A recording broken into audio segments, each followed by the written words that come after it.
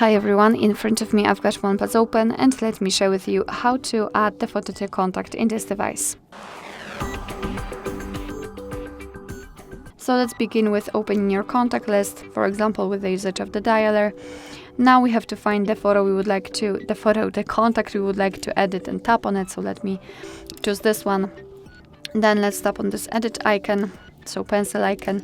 Let me quickly remove the photo. This is what you will see after entering the contact without any kind of photo assigned.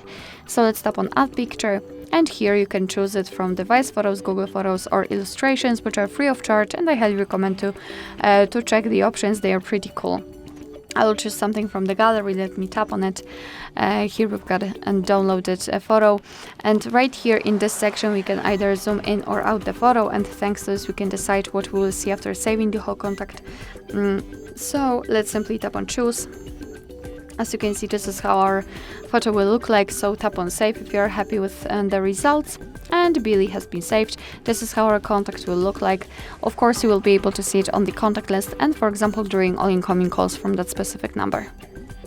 Alright, so that will be all. Thank you so much for watching. I hope that this video was helpful, and if it was, please hit the subscribe button and leave the thumbs up.